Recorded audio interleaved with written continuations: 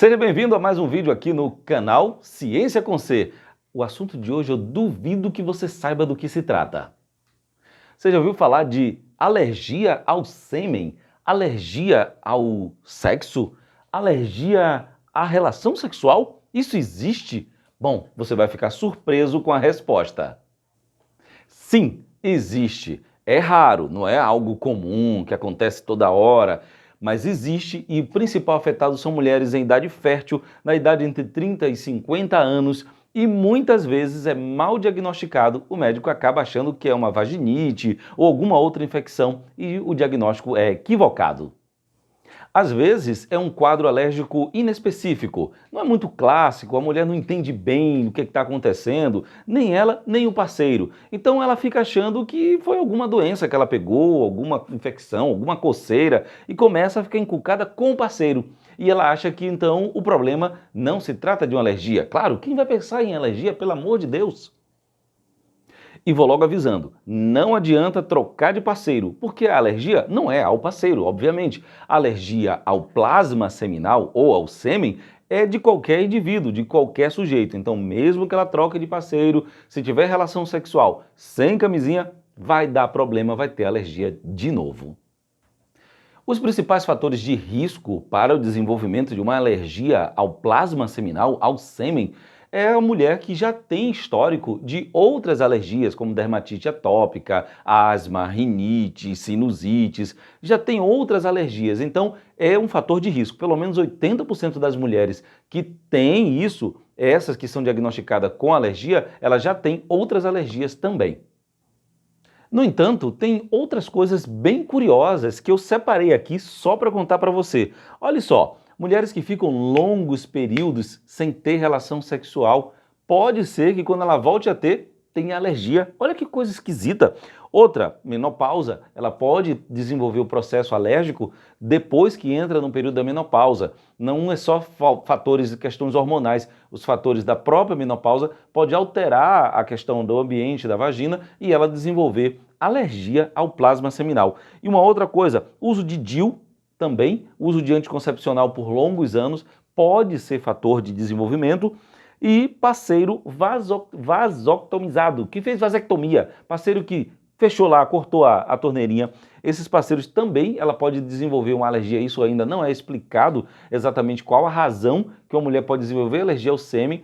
E um outro detalhe, veja que não é ao esperma em si, é o líquido seminal, porque o vasectomizado, ele não produz esperma, ele não consegue passar, mas o líquido seminal sim. E outro parceiro com história de retirada da próstata, parceiros que tiraram a próstata completamente, algumas mulheres desenvolvem alergias. Coisa esquisita, não é não? A mulher que tem alergia ao líquido seminal, ela desenvolve os sintomas logo depois da relação sexual ou até mesmo 24 horas após o ato sexual.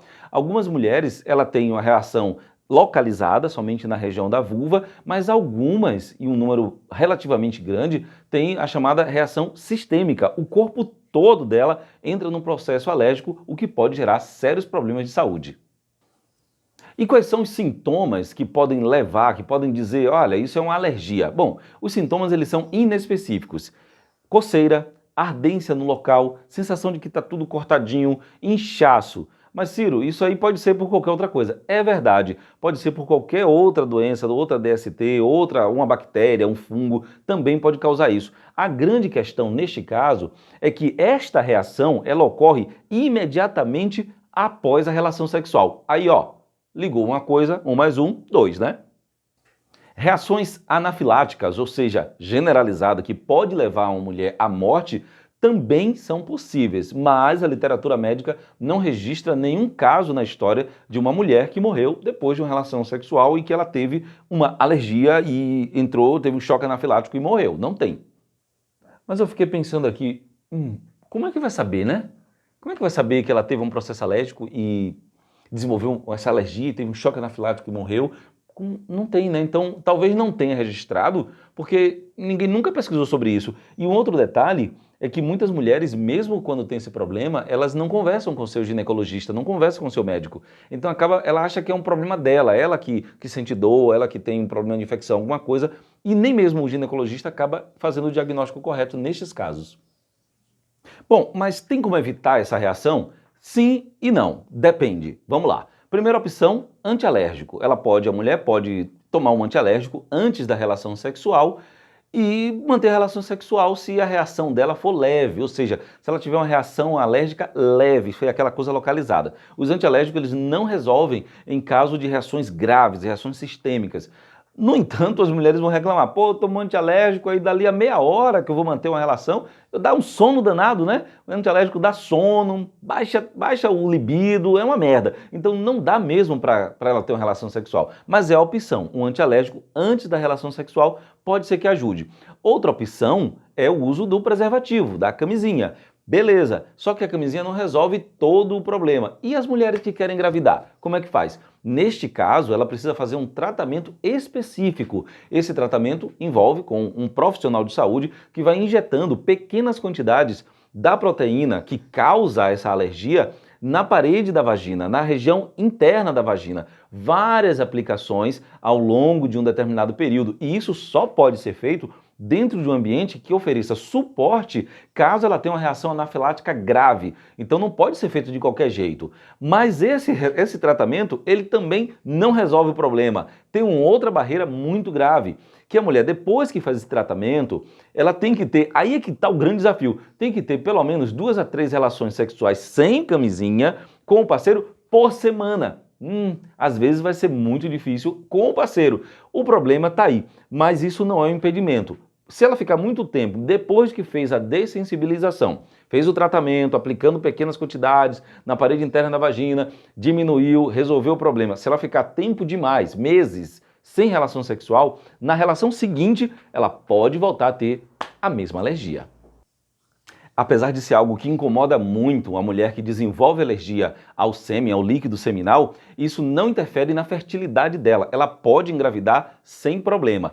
O problema está exatamente nela ter alergia a isso, então ela não quer se submeter a esse tipo de uma relação, mas ela tem a opção, por exemplo, fazer a dessensibilização, como eu falei anteriormente, é um processo relativamente caro, mas ela pode fazer isso e manter relação sexual e tranquilo engravidar. Uma outra opção, já que ela não vai usar camisinha porque ela quer engravidar, a outra opção é ela fazer uma fertilização in vitro. Aí é uma outra questão, ou seja, ela é fértil, mas como ela não quer se expor ao risco de desenvolver uma alergia grave e ter um choque anafilático, ela se submete a fazer uma fertilização in vitro para já chegar lá, o óvulo já fecundado e colocar já na casinha lá no útero, pronto, está resolvido o problema.